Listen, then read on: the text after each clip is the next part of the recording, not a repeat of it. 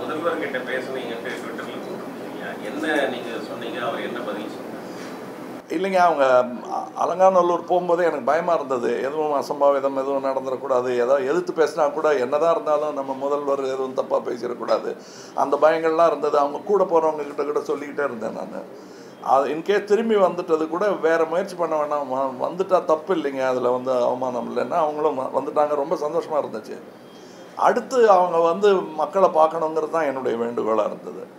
இல்லை இதை பாஸ் பண்ணிட்டு வந்துடுறோம் நாங்கள், அதுவும் நியாயமாகப்பட்டது. ஏன்னா அதுக்கு முன்னாடி பாஸ் பண்ண போகிறோன்னு போய் அவங்ககிட்ட சொல்கிறதுல அர்த்தம் கிடையாது.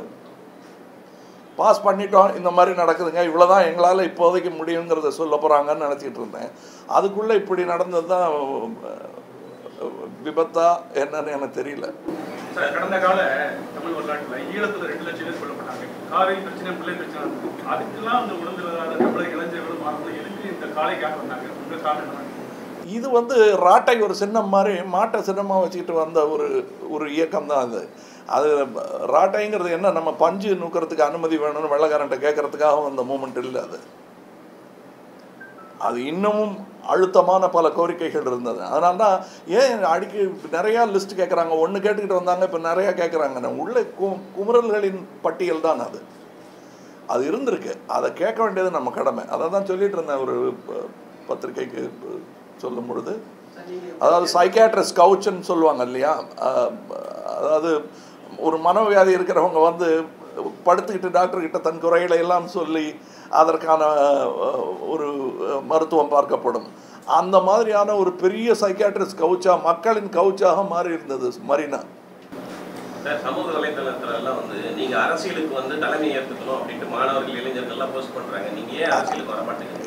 இதுதான் சார், வந்துட்டு போகணுமே தவிர அங்கேயே இருக்க முடியாது. எங்களுக்கு வேற வேலை இருக்கு, எனக்கு தெரிஞ்ச வேலை இருக்கு. தெரியாத வேலை போய் எதுக்கு நான் பண்ணிட்டு இருக்கணும்? தமிழக அரசு எடுத்திருக்கக்கூடிய நடவடிக்கைகள், முறைகளை கமலஹாசன் இல்லை, அவங்க எடுத்த முறையெல்லாம் இப்போ இதுக்கு சொல்லியிருக்கிற பதில் என்ன முடியுமோ அதெல்லாம் செஞ்சுருக்காங்க. ஆனால் அதை அதாவது 1 2 3 4 5ன்னு சொல்லாமல் 1 6 2 3 அப்படின்னு சொல்லிட்ட மாதிரி எனக்கு ஒரு ஃபீலிங். அவ்வளோதான். அது சொல்கிறதுக்கு எனக்கு அருகதையும் கிடையாது, அதற்கான அனுபவமும் கிடையாது எனக்கு. நான் பார்த்தது எப்படி அரசியல் எப்படி நடத்தப்படுகிறது, இந்த வெளியிலிருந்து ஒரு பாமரனாக இருந்து பார்த்த ஒரு அறிவுரை வந்து அவங்களுக்கு சொல்ல அருகதை உண்டா எனக்குங்கிறது தெரியாது. ஆனால் இது அனுபவம். ஏங்க இந்த குளம் ஆழமானு அங்கே இருக்கிறவன்கிட்ட கேட்குற மாதிரி தான் அது என்கிட்ட கேட்டால் இருக்குன்னு சொல்லலாம். நான் இறங்கி கூட இருக்க மாட்டேன். அந்த ஊருக்காரங்கிறதுனால நம்பி கேட்குறாங்க என்னன்ட்டு சொல்ல வேண்டிய கடமை இருக்கிறது. அதுதான் நான் சொல்கிறேன். சார், இது வந்து மாணவர்கள் ஏற்படுத்தின புரட்சி. இதில் பார்த்தீங்கன்னா அரசியல்வாதிகள், நடிகர்கள் உள்ள பேரெடுத்த நடிகர்கள் வந்து ஒரு பார்க்க சாரார் வந்து ரொம்ப வருத்தப்படுறாங்க. இல்லையே, நான் அது வேண்டான்னு தான் சொல்லியிருந்தேன். பட் நான் சினிமாவின் மாணவன், அதுக்கு என்ன சொல்கிறீங்க? சாகிறவரெலாம் தான் இருக்க போகிறேன். அப்படி எனக்கு தமிழர்களின் பிரச்சனை என்னுடைய பிரச்சனை, இந்தியாவின் பிரச்சனை என்னுடைய பிரச்சனை, உலகத்தின் பிரச்சனையும் என்னுடைய பிரச்சனை தான். நமக்கு காந்தியார் அவர்கள் கிலாஃபத் மூமெண்ட்டுன்னு வெளியில் எங்கேயோ நடக்கிற ஒரு நாட்டுக்காக நம்ம அதுக்கு எதுக்கு பறிஞ்சு பேசணும்னு நாங்கள் உலக சிட்டிசன்ஸாக மாறுவதற்கான அடையாளங்கள் தான் அது. இது அதே மாதிரி நம்ம தனியாக தீவாக ஆக்கக்கூடாது தமிழ்நாடு. அப்படின்னா காவேரி மேலாண்மை அமைக்க தீர்ப்பு கொடுத்தும் போது கர்நாடகா வந்து எதிர்ப்பு தெரிவிச்சு குரல் கொடுத்தாங்க. அப்படியும் நடிகர் யாரும் இளைஞர்கள் யாரும் போராட்டம் ஏன் நாங்கள் வந்தோம் எங்களால் எவ்வளோ முடியுமோ அவ்வளோ. இப்போ என்ன சொல்ல போனால் நடிகர்கள் இப்போ வந்ததை விட அதிகமாக வந்தாங்க காவிரி பிரச்சனைக்காக. கடந்த காலங்கள் நான் சொல்ல போன பாடம் நடந்த பிரச்சனையை நீங்கள் எழுத்துக்கிட்டே இருந்தாங்கன்னா யாருமே வரமாட்டாங்க. நீங்கள் மகாபாரதம் கூட டெய்லி சொல்லிட்டு இருக்க முடியாது, சீசனெல்லாம் தான் சொல்லணும். அது இழுத்துக்கிட்டே வந்தீங்கன்னா நாங்கள் அப்புறம் என்னையா இவங்க இதை பேசிக்கிட்டே இருக்காங்க, பண்ண போகிறது இல்லைங்கிற ஒரு விதமான ஒரு தொய்வு ஏற்பட்டுடும். அது இந்த போராட்டம் அரசியல்வாதிகள் மீதான கோவம், இன்னைக்கு சிஸ்டத்தான கோவம் நினைக்கிறீங்களா? இது தமிழக அரசியல் வந்து எதிரொலிக்குமா? எல்லாமே எதிரொலிக்கும். இது என்ன ஒரு இது பண்ணாலும், அதாவது நீங்கள் வந்து நியூஸ் பேப்பர்காரங்கள்லாம் ஒன்று உணரணும். நீங்கள் எழுதிட்டு இருக்கிறது சரித்திரம், நியூஸ் தான் நினைக்காதீங்க. ஏன்னா நீங்கள் இன்னும் ஒரு 50 வருஷம் தள்ளி போயிட்டோம்னா நீங்கள் சரித்திரத்தை எழுதிட்டு இருக்கீங்க. அதனால தான் ஜாக்கிரதையாக எழுதணுங்கிறாங்க. நான் சரித்திரத்தை பற்றி பேசிக்கிட்டு இருக்கேன். நான் இந்த ஸ்பீச்சை இன்னொரு 50 வருஷம் கழிச்சு போட்டு பார்க்கும்போது நான் கேலிக்குரியவனை ஆகக்கூடாதுங்கிற பயம் எனக்கு இருந்தது என்றால், காலம் என்ன எப்படி ஆக்கிடுச்சுன்னா அதுக்கு ஒன்றும் பண்ண முடியாது. பட் நான் பேசும்போது அந்த ஜாக்கிரதையாவது இருக்கணும்.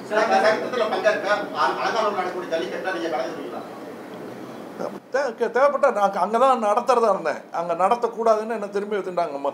விருமாண்டிக்கு ஷூட்டிங் அங்கே தான் வச்சுருந்தேன் நான். ஆனால் அங்கெல்லாம் பண்ணக்கூடாதுன்னு சொல்லி எனக்கு பர்மிஷனே கிடைக்கல. அதனால் நான் திரும்பி வந்துட்டு இங்கேயே உள்ளூர்லேயே வச்சுட்டு அலங்காநல்லூரையே இங்கே கொண்டு வந்திருந்தோம் நாங்கள். ஸோ எனக்கு இது இப்போ புதுசாக பேசுகிற பேச்சு இல்லை. நான் வந்து கொஞ்சம் ப்ரோ ஜல்லிக்கட்டு எனக்கு நினைவு தெரிந்த நாளில் இருந்து நிஜமாவே தமிழை பிடிச்சி ஏறு தழுவியவன் நான். தமிழர்களின் அடையாளமா மாறிடுச்சா? எதுங்க? தமிழர்களின் அடையாளமா மாறிடுச்சா? போலீசார் இந்த கருப்பு சட்டை ஆபீஸ் கருப்பு சட்டை போட்டு போறவங்க கூட நேத்து டார்கெட் பண்ணி ஐயா அது நீங்கள் வேறு ஐயப்ப சீசன்லாம் வருது, அவங்களுக்கு அடி வாங்கி கொடுக்காதீங்க நீங்கள். நடிகர் சங்கத்தில் நீங்க பெரிய அட்வைசரா இருக்கீங்க. சமீபத்தில் வந்த மாணவர்கள் புரட்சியில் என்ன சொன்னாங்க, சரியான தலைமை இல்லாதனால நிறைய பேர் நிறைய கோரிக்கைகள் விடுத்தாங்கன்னு சொன்னாங்க. இனி வர இந்த மாணவ சமுதாயத்துக்கு நீங்க ஏதாவது கைட் பண்ணுவீங்களா? உங்களை வந்து சந்திச்சு ஏதாவது அட்வைஸ்? நான் நடிகர் சங்கத்துக்கு நான் அட்வைசர் கிடையாதுங்க. நான் சங்கத்தில் ஒரு மெம்பராக என்னுடைய கருத்துக்களை சொல்லுவேன். நான் என்கிட்ட வந்து அவங்க நீங்கள் அட்வைஸ் பண்ணுங்கன்னு கேட்குற அளவுக்கு ஆட்கள் இல்லை. அது நிஜமாகவே டிசிஷன் மேக்கர்ஸ் தேர். அதனால தான் பொறுப்பை நம்பி அவங்ககிட்ட கொடுத்துட்டு நாங்கள் நிம்மதியாக உட்காந்துருக்கோம். விஷாலும் சரி, இவங்களும் நாசர் சாரும் சரி, கார்த்திக்கும் சரி, கணக்கு வழக்குகள், கட்டட வேலை எல்லாத்தையும் அவங்க வந்து இழுத்து போட்டுட்டு நல்லா பண்ணுறாங்க. முந்தி எப்படி சிவாஜி, எம்ஜிஆர், விகேஆர் அவர்கள், சுந்தரராஜன் அவர்கள்லாம் வந்து ஒர்க் பண்ணாங்களோ அதோடைய அடுத்த தலைமுறையின் அடையாளங்களாக அவங்க வந்திருக்காங்க. எனக்கு ரொம்ப சந்தோஷமாக இருக்குது. அதை நான் கூட இருந்து அவங்க கேட்கும்போது ஒரு அந்த விழாவில் பங்கெடுத்துக்கிற ஒரு ஆளாக தான். இப்போவும் நான் ஸ்டூடெண்ட்ஸுக்கு வந்து ஸ்டூடெண்ட்ஸுங்கிறதுனால அவங்க பாடம் படிக்கிறவங்க இது ஒரு பாடமாக எடுத்துக்கொள்ள வேண்டும். தலைமை யாரும் தலைவனாக இருக்க வேண்டியதில்லை. ஆனால்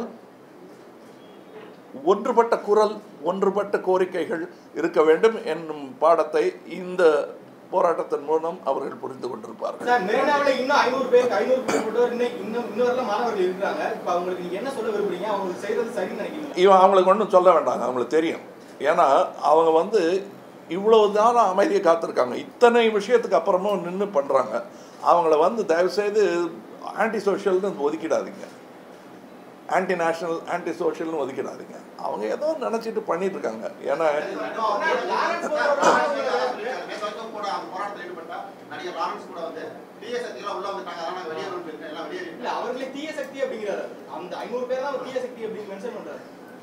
அதில் எப்படிங்க அப்படி ஒட்டு மொத்தமாக சொல்ல முடியும்? எனக்கு சொல்ல தெரியல. தீய சக்தின்னு நிரூபிக்கட்டும், அப்புறம் நம்ம அவங்கள என்ன பண்ணலாம்னு யோசிக்கலாம். நிரூபிக்காமல் நம்ம சொல்லக்கூடாது. இப்படி தீய சக்தி அப்படின்னா கெட்ட பத்திரிக்காரன் இப்படி கை காட்டக்கூடாது. எனக்கு இன்னார பிடிக்கல, இவர் தாங்க அவர் எனக்கு பிடிக்கல, அவர் தப்பாக எழுதுறாருங்கன்னு அப்படி காட்டணுமே தவிர மொத்தமாக இப்படி கை காட்டி சொல்லக்கூடாது. மொத்தமாக நடிகர்கள்லாம் மோசம்னு சொல்லக்கூடாது. அப்படி சொன்னால் அதுக்கான தகுதி இருக்கான்னு பார்த்து சொல்லணும். எல்லாரும் லஞ்சம் வாங்குறாங்கன்னு சொன்னால் நம்மளையும் சேர்த்து தான், அதை மறந்துட வேண்டாம். நம்ம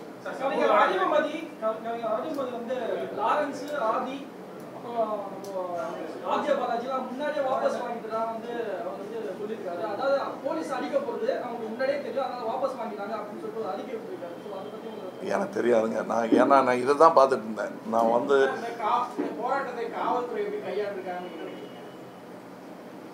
இந்த குழப்பத்தில் எப்படி கையாள முடியுமோ அப்படி தான் கையாண்டிருக்காங்க. ஆனால் அதில் இந்த நான் கேள்விப்படுவதும் பார்ப்பதும் நிஜமாக இருக்கக்கூடாதுங்கிற ஒரு சின்ன ஒரு பதட்டம் எனக்கு இருக்குது. உங்களுக்கு தெரியாதா நான் என்ன பேசுகிறேன்னு? என் வாயால் தான் சொல்லி கேட்கணுமா உங்களுக்கு? நீங்கள் ஏன் சொல்ல மாட்டேங்கிறீங்க? உங்கள் டியூட்டி இல்லை அது, சொல்லுங்கள். நீங்கள் உங்கள் டியூட்டி தான் அது. என்ன ஏன் மாட்டி விடுறீங்க? மிகப்பெரிய வன்முறை நடந்திருக்கு. ஒரு காவல் நிலையமே வந்து தீக்கிரையாக்கப்பட்டிருக்குது. காவல் நிலையத்துக்கு முன்னாடி வாகனங்கள் கொடுக்கப்பட்டிருக்கு. இதெல்லாம் வந்து மாணவர்கள் பண்ணல அப்படின்னு சொல்லி சென்னை மாநகர காவல் ஆணையரே சொல்லியிருக்காரு. அப்புறம் இந்த சூழல்ல அந்த பகுதியில் மாணவர்கள் போராட்டம் நடத்தக்கூடிய அந்த பகுதியில சமூக விரோதிகளும் தேச விரோதிகளும் இருக்காங்கன்னு சொல்றாங்க. அதுக்கு எப்படி பாருங்க? அதான் சொன்னா நீங்க அவரை சொன்னா நம்பிட்டீங்களா நீங்க? அப்ப நானும் நம்புறேன். அதானே நீங்க தானே சொல்லணும். எனக்கு செய்தி சொல்றவங்க நீங்க தானுங்க. நீங்க எனக்கு என்ன சொல்றீங்க சொல்லுங்க. அது கரெக்டு.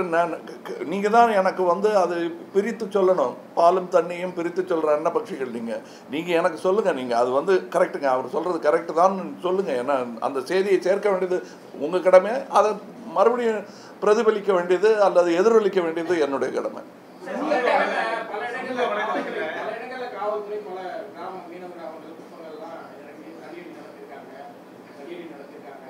அதே போல வந்து இந்த போராட்ட காலத்துல இருந்து பல பேர் விளக்கிட்டு இருக்காங்க. ஆனா வந்து இந்த மாதிரி ஒரு டார்கெட் பண்ணி பல இடங்கள்ல வந்து அட்டாக் பண்ணதா ஒரு குற்றச்சாட்டு காவல்துறை எப்படி பாக்குறீங்க? டிவில இருந்தீங்கன்னா இது முதல் தடவை இல்லைங்க. இப்போ சும்மா தமிழ்நாடு போலீஸை மாத்திரம் சுட்டி காட்ட வேண்டாம். ஏன்னா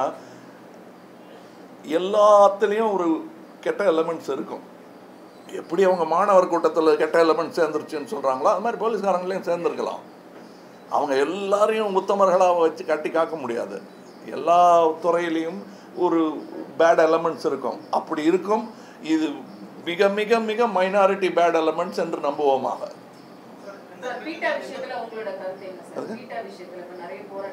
இருமுகம் காட்டாதீங்கிறது தான் என்னுடைய இது. அது தவிர எதையுமே பேன் பண்ணாதீங்க. அது விஸ்வரூபமாக இருக்கட்டும், இல்லை கங்கையங்காளையாக இருக்கட்டும், பேன் எல்லாம் பண்ணாதீங்க. ரெகுலேட் பண்ணுங்க. அதாவது கார் விபத்துகள் நிறையா நடக்குது, நிறையா பேர் செத்து போகிறாங்க, மாடு கூட அடிப்படுது. நம்ம இந்த ஈசிஆர் ரோட்டில் இங்கேருந்து நீங்கள் இது வரலாம் போகிறீங்கன்னா, ஒரு ஊர் பாட்டுக்கு நாகப்பட்டினம் வரலாம் போகிறீங்கன்னு வச்சுக்கோங்க, 3-4 நாயாவது செத்து போகிறத பார்க்கலாம் தெருவில் ட்ரக் அடித்து. ஸோ அதுக்காக அதுவும் அனிமல் வதை தானே, வண்டியை மெதுவாக ஓட்டலாமேன்னு சொல்ல முடியாது. ரெகுலேட் பண்ணணும், இது பண்ணணும், காப்பாற்றணும். அவங்களும் இருமுகம் காட்டாதீங்கிறது சொல்கிறேன். அதாவது அவங்க என்ன சொல்கிறாங்க, கொல்லலாம் ஆனால் விளையாடக்கூடாது அது கூடங்கிறாங்க. 10 பேருக்கு வந்து மிரட்டுறீங்க, ஆனால் 10,000 மாடு கொண்டு மாதம் எக்ஸ்போர்ட் பண்ணலாங்கிறாங்க. என்னென்னா அது சாப்பிட்றதுக்கு அது தர்மம் பரவாயில்லைங்கிறாங்க. சமூக வலைதளங்கள்ல ஒரு கருத்து போட்டால் பின்னால் வந்து ஆபாசமாகவும் கெட்டவார்த்தையும் போட்டு நிறைய வந்து நீங்கள் கூட திரிஷாக்கு ஆதரவு சொன்னேன், பின்னால் படிச்சே பார்க்க முடியாத அளவுக்கு போனாங்க. இதை பற்றி என்ன நினைக்கிறீங்க? கட்டுப்பாடு தெருவிலையும் இருக்குங்க. அது நீங்கள் சமூக வலையில் மாத்திரம் இருக்கிறது இல்லை. அது பேசக்கூடாதுங்கிறது உணரணும்.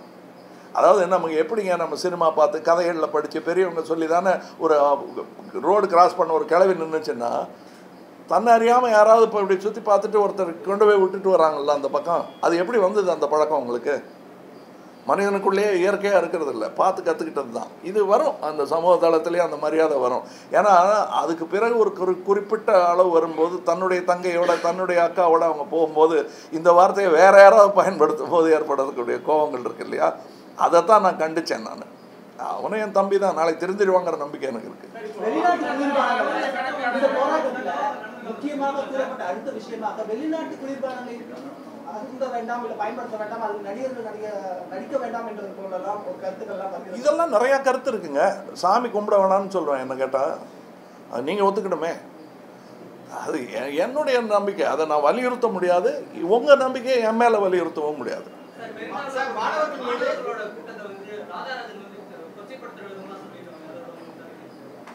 சொல்லக்கூடாதுங்கிறது தான் என்னுடைய கருத்து. அவ்வளோதான். மாணவர்கள் மீது அரசு கையாண்ட அடக்குமுறையினால திருப்பி மாணவர்கள் வீதிக்கு வரவே தயங்குவாங்க அப்படிங்கிற மாதிரி கருத்து வருது. மாணவர்களுக்கு இது ஒரு மிகப்பெரிய ஒரு பின்னடைவா அல்லது போராட்டம் நடக்குமா, இல்லை தயங்குவார்கள்? சுட்ட போது பார்த்துட்டு இருந்த மாணவர்களுக்கெல்லாம் இப்போ வந்து ஒருவேளை அரசியல்வாதிகளாக கூட இருக்கலாம். அவங்க அது ஒரு 50 வருஷத்துக்கு முன்னாடி நடந்தது. இங்கே இந்திய எதிர்ப்பு போராட்டத்தின் போது சுட்டு கொல்லப்பட்டார்கள். இருந்தாலும் மாணவர்கள் அந்த சரித்திரம்லாம் மறந்து போகல. அவங்களுக்கு வருவாங்க, அவங்க தேவைப்பட்டால் நியாயமான போராட்டத்திற்கு வருவாங்க. வெள்ளைக்காரர்கள் வந்து ஆட்சியை பிடித்தவர்கள், நாட்டையே பிடித்தவர்கள், போராட்டம் பண்ணால் சுடுவாங்கங்கிறது தெரியாதா காந்திக்கெல்லாம்? தெரிஞ்சு தானே வந்தாங்க, வருவாங்க. சார், இந்த மாணவர் போராட்டத்தில் அடுத்து என்ன சொல்லியிருக்காங்கன்னா, மணல் திருட்டு, மீத்தேன் வாயு, இந்த மாதிரியான விஷயங்களுக்கு நாங்கள் மாணவர்கள் முன்னெடுப்போம் அப்படின்னு சொல்லியிருக்காங்க. ஸோ நீங்கள் அதை பற்றி என்ன நினைக்கிறீங்க சார்? இது முன்னாடியே பண்ணலையே, ஏன் பண்ணலன்னு கேட்பேன் நான். அவ்வளோதான். நல்லா இது கெடுதல்னு நான் சொல்ல மாட்டேன். ஏன்னா இது நம்மளுடைய பொறுப்பு. நீங்களும் நிற்கணும். அதுதானே பத்திரிகை சுதந்திரம்னு நீங்கள் சொல்லும்போது என்ன சொல்கிறீங்க? அதே பத்திரிகையாளர்களை நேற்று வந்து காவல்துறை வந்து கடியையும் நடத்திருக்கு. பொதுவாக வந்து ஊடக சுதந்திரம் இருக்கு. இந்த மூலம் செய்தி சேவை செல்லும் போது காவல்துறை அந்த கூட்டத்தை வந்து குறிப்பாக மீடியா பர்சனையும் தாக்கியிருக்காங்க. இதை நீங்கள் எப்படி பார்க்குறீங்க? அதாவது அடக்குமுறைன்னு வரும்போது எல்லாத்தையும் அடக்க வேண்டியதானே? ஊடகத்தையும் அடக்க முடியுமா? ஊடகத்தையும் அடக்க முடியும் முடியாதுங்கிறது அவங்களுக்கு புரியலையேங்கிறது தான் எனக்கு வருத்தம். சார், எந்த பிரச்சனை நடந்தாலும் நடிகர்களோட குரல் ஒலிக்கணும். அது 50 வருஷமா அப்படி பழகிட்டோம்.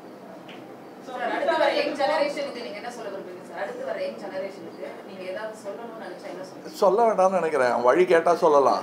சும்மா இருக்கும்போது மயிலாப்பூருக்கு இப்படி போங்க, மயிலாப்பூருக்கு இப்படி போங்கன்னு எதுக்கு நான் சொல்லியிருக்கேன்? அவர் இப்போ அடையார் போகிறவராக இருந்தாருன்னா மத்திய அரசு பொங்கல் கட்டாய விடுமுறை எடுத்தாங்க. பொங்கல் கட்டாய விடுமுறை எடுத்து திருப்பி சேர்த்தாங்க. இப்போ ஜல்லிக்கட்டு மீதான மத்திய அரசு தமிழர்களுக்கு எதிராக இருக்கு, தமிழ் பண்பாட்டுக்கு எதிராக இருக்குன்னு ஒரு தரப்பு சொல்றாங்க. உங்களோட கருத்து? புரியாமை தான் சார், அறியாமை தான் சார். அவங்க யாரும் வந்து அதாவது தூரத்தில் இருந்து ட்ரெயினில் 200 பேர் செத்து போயிட்டாங்கன்னா அப்படியா 250ங்கிறாரு, இல்லைப்பா 280 அப்படின்னு அவ்வளோதான் கேட்பாங்க. உங்கள் சித்தப்பா ஒருத்தர் இருந்தார் அந்த ட்ரெயின்லன்னு சொல்லி பாருங்கள், கணக்கெல்லாம் மாறிடும். 2 பேர் செத்தான்னா கூட அதில் என் சித்தப்பா இருக்கக்கூடாதுன்னு பயப்படுவான் இல்லையா? அது அந்த அந்த அறியாமை தான் அது. நிறைய இடத்துல பீட்டாவை எதிர்ப்போம் அப்படின்னு போஸ்ட் இருப்பாங்க, நிறைய இடத்துல பீட்டாவை எதிர்ப்போம் அப்படின்னு போஸ்ட் இருப்பாங்க.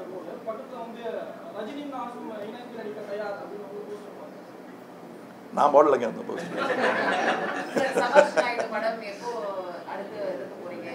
இது இப்போ தான் நான் வந்திருக்கேன். அதை விட முக்கியமான பிரச்சனை இது. நான் வந்துடுறேன், நான் சபாஷ் நாயுடு கொண்டு விட்டு வரேன். நான் தமிழகத்துல வரலாற்றிலே இல்லாத அளவுக்கு விவசாயிகள் வந்து தொடர்ந்து வந்து தற்கொலை செய்யலாம், சாகுபடி இருக்கு. இதை வந்து தமிழக அரசு எப்படி கையாளணும்? எனக்கு அதெல்லாம் தெரிஞ்சால் நாங்கள் அரசில் சேர்ந்துருக்க மாட்டேன்னா எனக்கு தெரியாது. இருந்துக்கு குறை சொல்ல தெரியும், அதை சாப்பாடு நல்லா இல்லைன்னு சொல்ல தெரியுங்க. சமைக்க தெரியுமான்னு கேட்டால் தெரியாது எனக்கு. அதனால் நம்ம அந்த தெரியாத வேலைக்கு போய் கொஞ்சம் உப்பு கூட கொஞ்சம் கம்மின்னு அப்படி சொல்லிட்டு இருக்கக்கூடாது. அவங்க அறிவார்ந்த சமயக்காரர்கள் இருக்கணும். நலபாகம் தெரிந்த நலன்கள் எல்லாம் அங்கே போய் சேரட்டும் என்று வேண்டிக் கொள்வோமா. அடுத்த முறை குரல் கொடுக்கும் போது விவசாயிகளுடைய இந்த கோரிக்கைகள் பல்வேறு கோரிக்கைகளை வச்சு விவசாயிகளும் தொடர்ந்து போராட்டம் நடத்துறாங்க. அதற்கு சினிமா நட்சத்திரங்களாகட்டும் நீங்களாகட்டும் ஏன் உங்களுடைய குரல் ஒழிக்க மாட்டேங்குது? இதே காரணம் தான். எனக்கு விவசாயம் தெரியாதுங்கிற ஒரே காரணத்தினால தான். எல்லா துறைக்கும் கொடுக்க வேண்டிய குரல் தான் அது.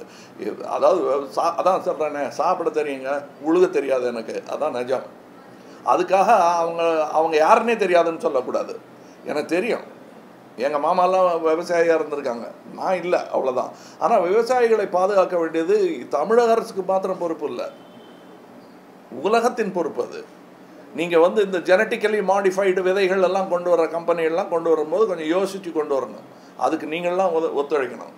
என்னன்னு தெரியாமல் விட்டுட்டு அதுக்கப்புறம் நம்ம காங்காயங்கால போன மாதிரி காணாமல் போயிடும்.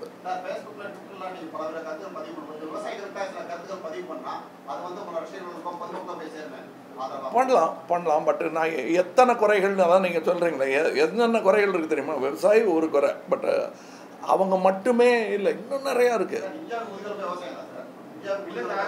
முதுகெலும்பு பட் மூளையில் கோளாறு இருக்கும்போது முதுகெலும்பா முக்கியம். இப்போ மூளையிலேயே கோளாறு இருக்கு, லூஸாட்டம் அலைஞ்சிட்டு இருக்கோம் நம்மெல்லாம். அதுக்கான இதுகளை நம்ம பார்க்கணும், என்ன பண்ணணும். கண்டிப்பாக பாதுகாக்கணுங்க.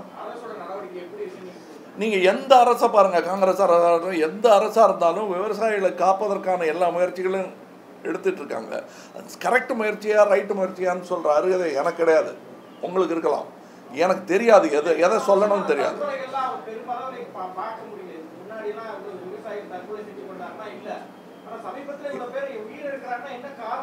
என்னென்னவோ காரணமா இருக்கலாம்.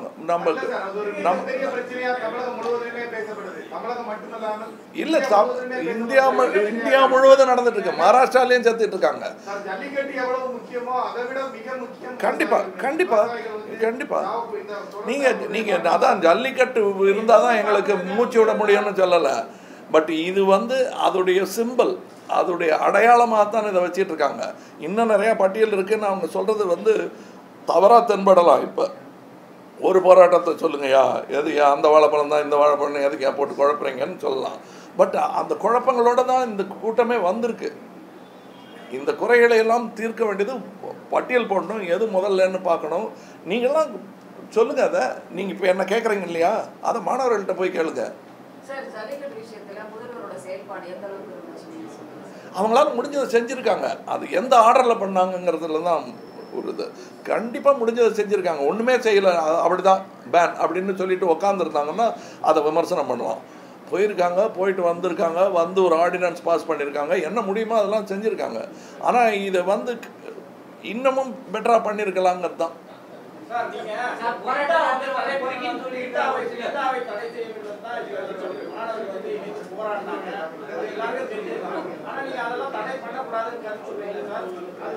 சார் நீங்கள் அதை தடையே பண்ண வேணாங்கிற, எதையுமே தடை பண்ணாதீங்கிறாங்க. அவங்க வந்து காளமாட்டை தடை பண்ணால் நாங்கள் ஒன்றை தடை பண்ணுவோங்கிறது வந்து நல்ல வாதத்துக்கு நல்லா இருக்கா, வாத பிரதிவாதத்துக்கு நல்லா இருக்கலாம். பட் அவங்க வந்து பீட்டா இல்லைன்னா வேறு பேரில் வைப்பாங்க. AWBIன்னு அனிமல் வெல்ஃபேர் போர்டுன்னு வரும். அது இருக்க தான் செய்வாங்க. உங்களுக்கு பீட்டா பிடிக்கலைன்னா வேண்டாம்னு போயிடுவாங்க. பட் அனிமல் வெல்ஃபேர் போர்டு இருக்கத்தான் செய்யும். அதை ஒன்றும் பண்ண முடியாது. அனிமலுக்கு வெல்ஃபேர் வேணும். அதாவது கால்நடை ஆஸ்பத்திரியே வேண்டாம்னு சொல்கிற மாதிரி ஆகிடக்கூடாது. அது மாதிரியும் என்ன மிருகங்களை எப்படி ட்ரீட் பண்ணுங்கிறத கற்றுக்க வேண்டிய ஒரு அங்கமாக சொசைட்டியின் ஒரு அங்கமாக இருந்ததுனால தான் அந்த மாதிரி ஒரு போர்டே இருக்காங்க. ஜல்லிக்கட்டை தடை பண்ணணும் பீட்டா வழக்கு தொடுத்துருக்காங்க. நீங்க ஆதரிக்கிறீங்களா? இல்லையே, அதான் பேன் பண்ணாதீங்கிற, ரெகுலேட் பண்ணுங்க. அதாவது காரை அடிபட்டு சாகிறவங்க எத்தனை பேர் இருக்காங்க. அதுக்காக ஆட்டோமொபைல்லே காரே இருக்கக்கூடாது, நாங்கள் பழையபடி மாட்டு வண்டியிலே போய்க்கிறோன்னு சொல்ல முடியாது. பேன் பண்ணக்கூடாது, ரெகுலேட் பண்ணணும். இவ்வளோ ஸ்பீடில் தான் போகணுன்னு வைக்கிறாங்க இல்லையா, ஸ்பீட் பிரேக்கர் வைக்கிறாங்க. இந்த ரோட்டில் பிள்ளைகள் இருக்கிற இதில் 40 கிலோமீட்டருக்கு மேலே போகக்கூடாது, 20 கிலோமீட்டருக்கு மேலே போகக்கூடாதுன்னு கணக்கு சொல்கிறாங்க. அந்த மாதிரி சொல்லுங்கள். என் பிள்ளைகள் அலங்காநல்லூரில் ஒவ்வொரு வருஷமும் யாராவது ஒருத்தர் செத்தாதான் திருப்தின்னு இல்லை எனக்கு. அடிபடாமல் நடந்துச்சுன்னா எங்கள் ஷூட்டிங் அப்படி தான் பண்ணணும், முயற்சி பண்ணணும். ஒட்டுமொத்த தமிழ் சமுதாயமே கொந்தளிச்சு இருந்திருக்கு. ஜல்லிக்கட்டு வேணும்னு அவங்கள ஒரு குரூப் வந்து கோரிக்கைன்னு மென்ஷன் பண்றாங்க ஃபேஸ்புக்லயும் ட்விட்டர்லயும். அப்புறம் இவ்வளோ போராட்டம் நடந்துருக்கு, சுப்ரீம் கோர்ட்ல ஒரு ஃபர்தர் அப்பீல் பண்றாங்க. இதை நீங்க எப்படி பாக்குறீங்க? அது அந்த குரல் மாறி மாறி ஒழிச்சிக்கிட்டே இருக்குங்க. அதில் வந்து இப்போ நீங்கள் சொன்ன மாதிரி ஒருத்தர் திட்டிக்கிறத வந்து சின்ன பிள்ளைகள் தான் பண்ணோம். அந்த மாதிரி அந்த சின்ன பிள்ளைகள்லாம் நம்ம கற்றுக் கொடுப்போம். வயசு முக்கியம் இல்லை. 77 வயசாக இருந்தாலும் 7 வயசாக இருந்தாலும் கற்றுத்தான் கொடுக்கணும். சார், இந்த தற்போது நடந்த மெரினா பீச் கடற்கரையோரத்தில் நடந்த போராட்டமாகட்டும், தமிழகம் முழுவதும் நடந்த போராட்டமாகட்டும், அதில் பிரதானமாக ஒலித்தது ஜல்லிக்கட்டு நடத்த வேண்டும் என்று. இந்த ஜல்லிக்கட்டு நடத்துவதற்காக பல்வேறு முயற்சிகளை மேற்கொண்ட தமிழக முதலமைச்சர் டெல்லி சென்று பின்னர் இங்கு வந்து பேட்டி கொடுக்கும் போது நானே ஜல்லிக்கட்டை தொடங்கி வைக்கிறேன் மதுரைக்கு போனார். அங்கிருந்து அவர் திருப்பி அனுப்பப்பட்டார். இதை நீங்க எப்படி பாக்குறீங்க? தமிழக முதலமைச்சர் இல்லை, அது வந்து மக்களின் தீர்ப்பு. அது நான் யார் அதை சொல்றதுக்கு? மக்களின் தீர்ப்பு. அவங்களுடைய கோரிக்கையை ஏற்று அந்த கோரிக்கைகளுக்கு பல்வேறு முயற்சிகளை அவங்க சொல்ற காரணங்கள். நான் சொல்றது இது என்னுடைய காரணம். நிரந்தர தீர்ப்பு வேணும்னு. நிரந்தர தீர்ப்புக்கும் போராடலாம் இல்லை, ஆனால் இது நாளைக்குள்ள நடக்குமாங்கிறது தான் எனக்கு தெரியல. அரசு பெட்டரா பண்ணலாம். அரசு இதை விட பெட்டரா பண்ணிருக்கலாம் அப்படின்னு தெரிஞ்சா நான் செஞ்சிருக்க மாட்டேன். அதை எனக்கு எப்படின்னு தெரியல. அதான் நடைபெற்ற மாணவர் போராட்டம்ங்கிறது யாரும் தலைமை இல்லாமல் நடைபெற்றனாலதான் அது ஒரு பலமா பார்க்கப்பட்டது. ஆனால் அது வந்து கலைக்கப்பட்ட பிறகு சரியான தலைமை வேணும் அப்படிங்கிற மாதிரி ஒரு கருத்து வருது.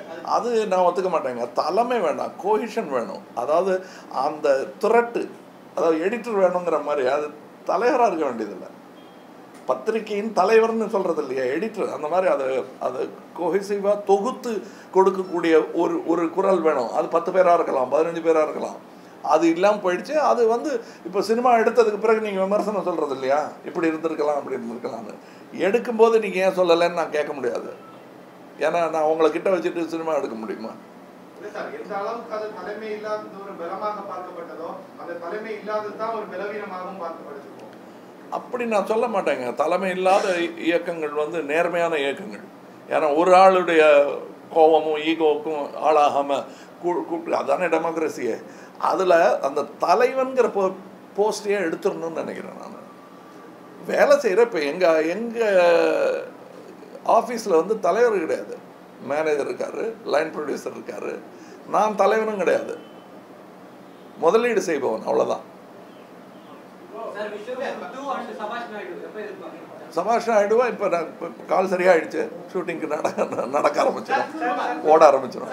ஆதி வந்து என்ன சொல்றாரு அப்படின்னா, அரசியல் சாயம் பூச பாக்குறாங்கன்னு ஆதி சொல்றாரு. ஆனா ஒரு போராட்டம்ங்கிறது அரசியல் இல்லாம எப்படி நடக்கும்? எது யார் சொல்றாங்க?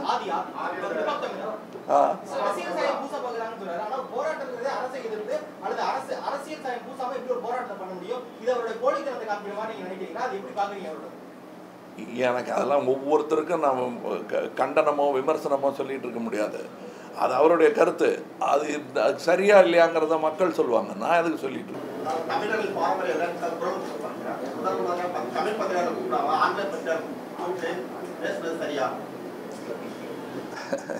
நான் வந்து என்னுடைய தேசத்தின் பத்திரிகையாளர்களை கூப்பிட்டேன். மொழி கிடையாது. இன்னும் சொல்லப்போனால் தேசத்தின் மொழி வந்து இப்போ எல்லாரும் தொடர்பு மொழியாக இருப்பது லிங்குவா ஃப்ராங்கா என்று சொல்வார்கள். அது ஆங்கிலம்தான். ஸோ அதுக்காக நான் சொல்ல, இதில் எனக்கு முதல் இதுன்னு கிடையாது, வந்தவரெல்லாம் தமிழர்கள் தான் அதில் பாதி பேர். நான் அழைக்கலைங்க, இதில் கேட்டாங்க. நான் இந்த முறை எனக்கு என்னுடைய சினிமா விற்கிறதுக்கு ஒன்றும் இல்லைங்க.